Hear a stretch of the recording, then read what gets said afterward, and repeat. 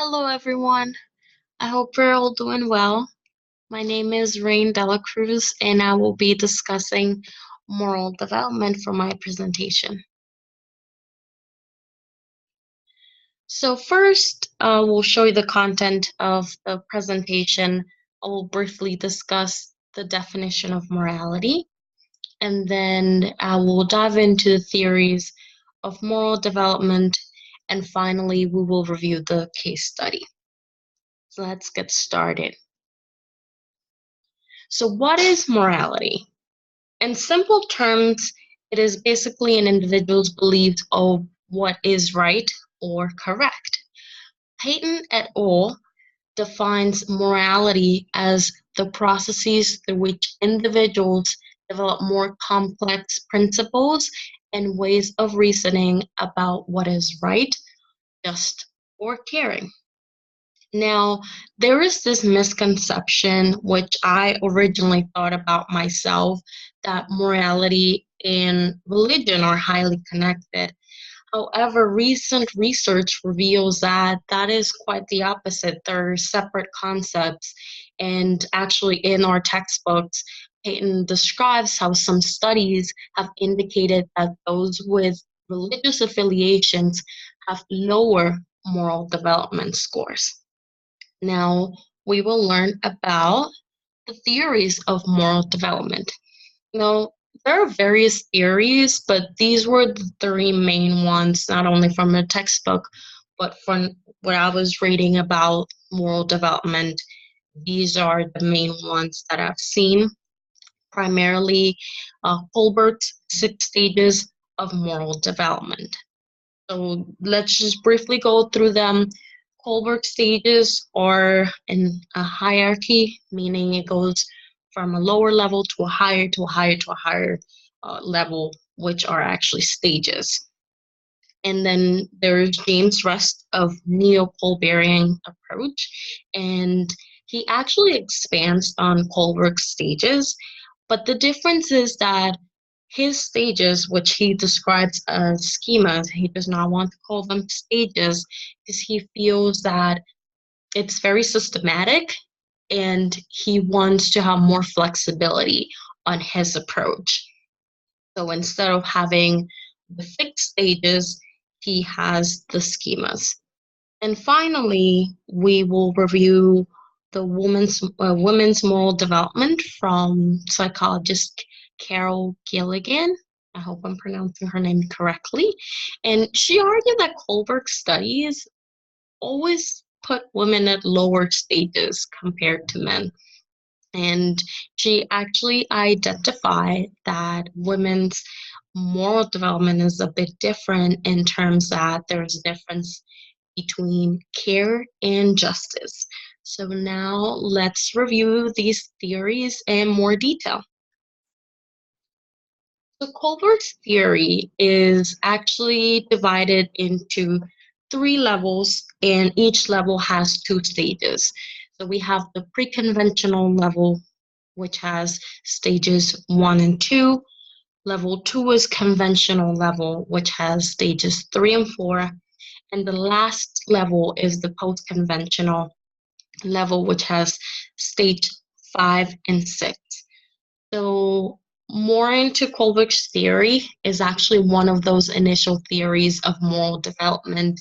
And the various theories out there actually stem from his initial model.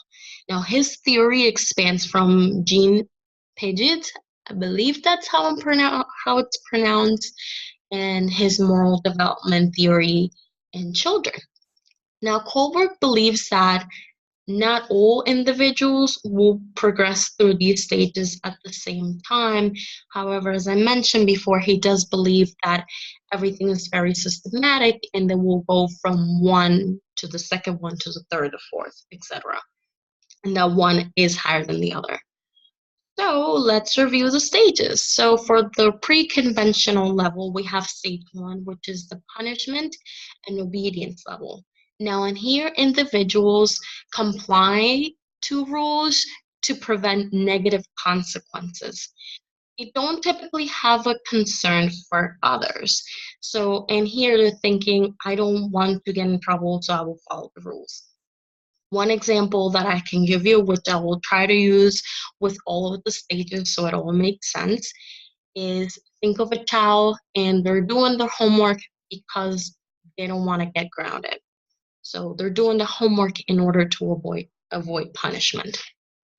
Now, stage two is the instrumental relativist level. And in here, there is awareness for other people's needs, but the individuals actually focus on personal gains when they're obeying the rules. So they're thinking, what can I get out of this?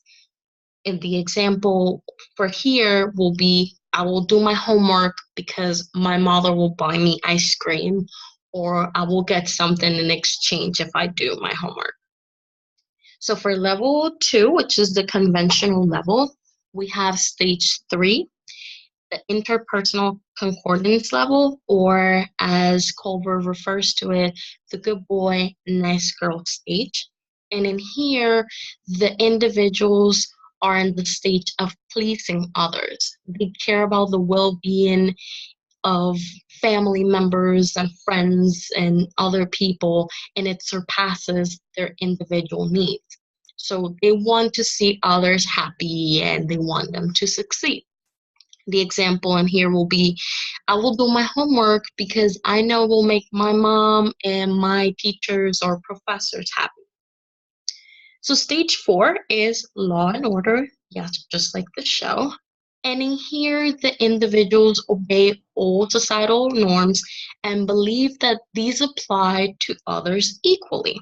So they're looking at the rules and they know that they must follow them, that they're just the way they are. And here, the example I can give you is I must do my homework because my teacher assigned it to everyone, and he's the law person in the classroom, so I must do it.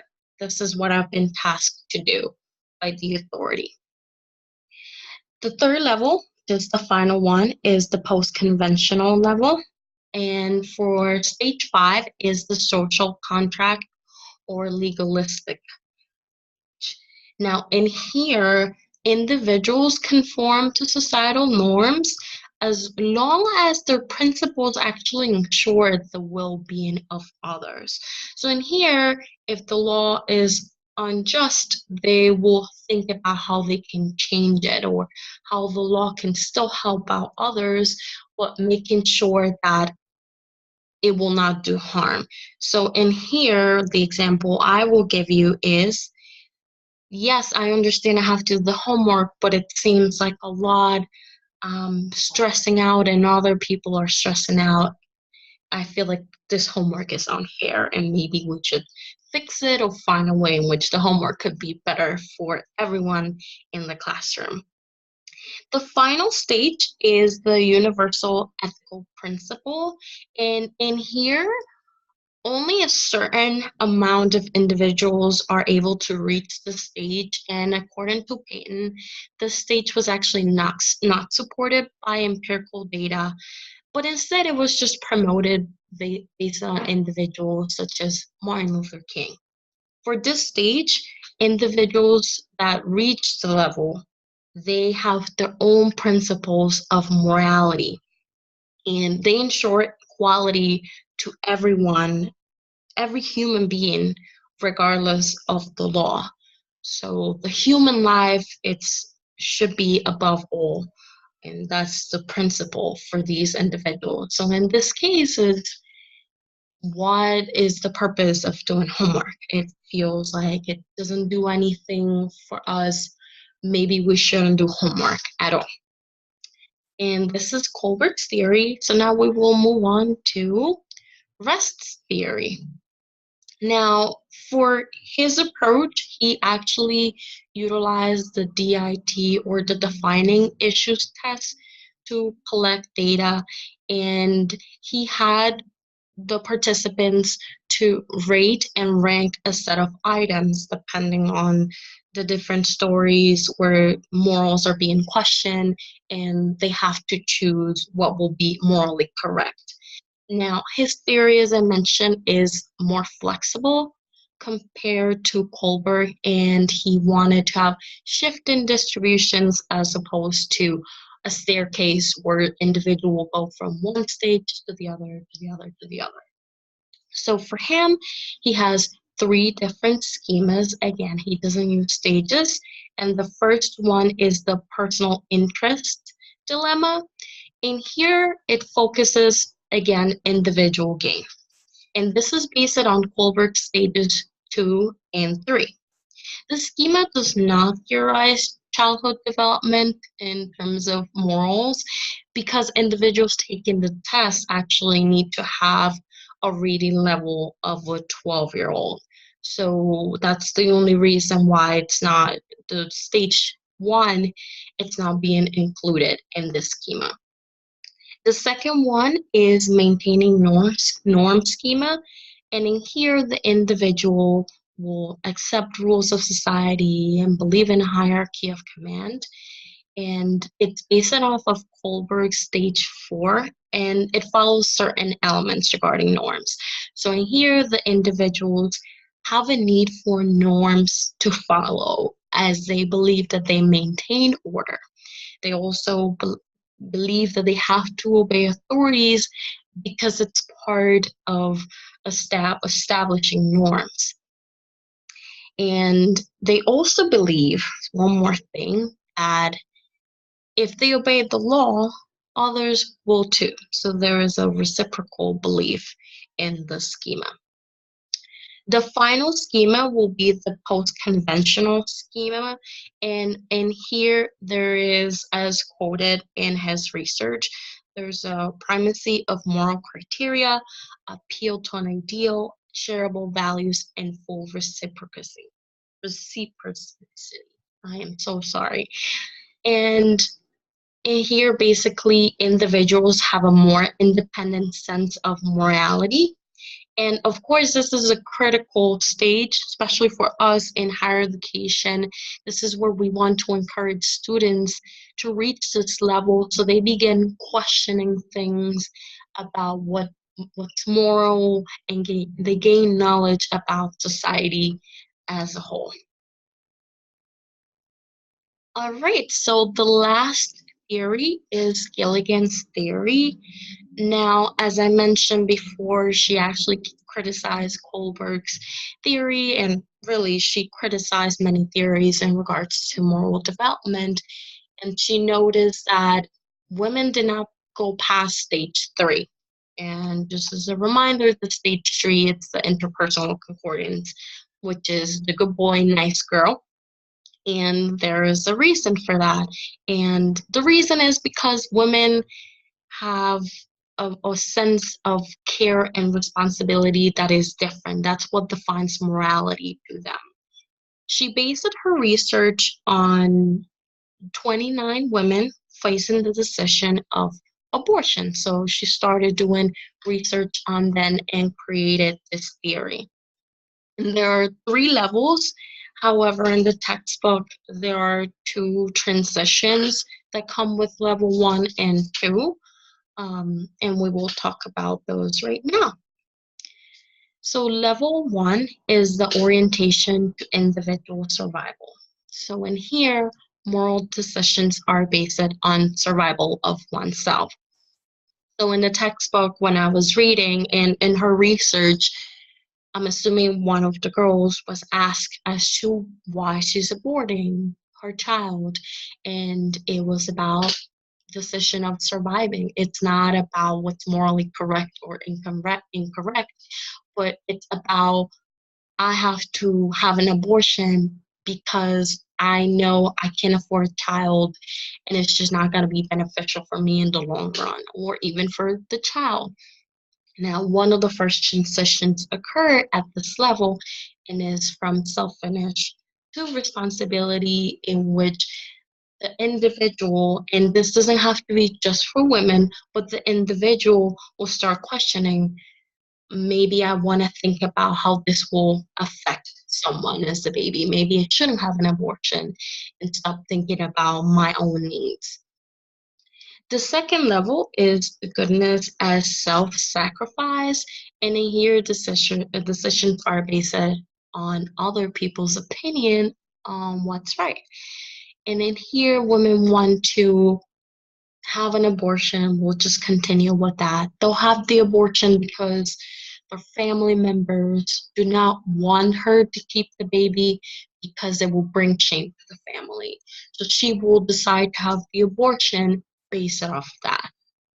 The second transition happens at this level, and it goes from goodness to truth. This person will realize, why should I have an abortion? Because my family tells me to. It shouldn't be this way. I should have an abortion because maybe it's the right thing to do, or because I want to. And that transitions into level 3 stage, which will be morality of nonviolence. And here, the individual cares for their own self-interest and value it as important. It's not so much of the same as the survival one where it's I have to do it, this is not a choice, and it's very selfish. It's more about, well, this is the choice that I want to have. Why should I do what other people say is correct? So someone may have an abortion because that is her choice. It's her body, her choice. And maybe she does not want to be a mother. She's not prepared.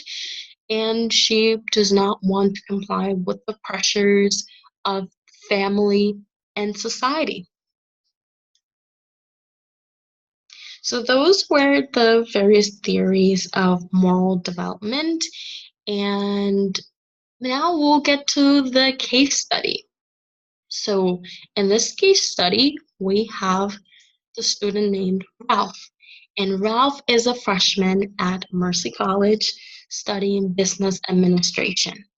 You schedule a meeting with Ralph to discuss the grade that he earned in his Introduction to Management course. He received an F. Not good.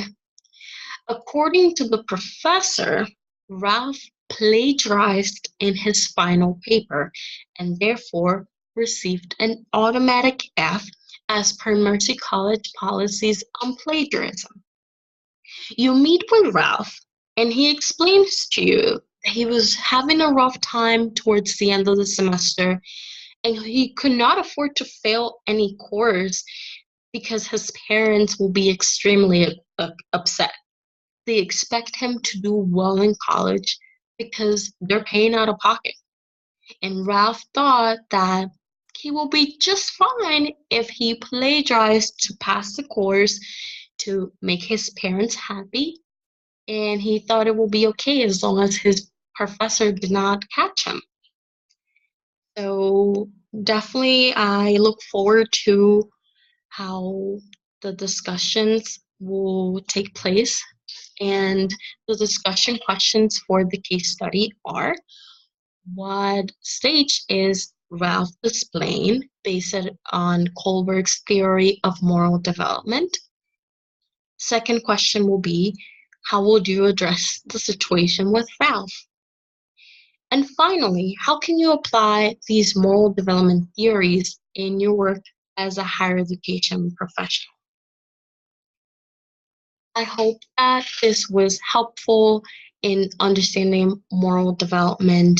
And remember that I initially asked you to think about your own definition of morals. And I wonder if this presentation has changed anything, all these theories and information. But I definitely hope this was helpful. And let me know if you have any questions about the case study or if something is unclear about my questions. Thank you.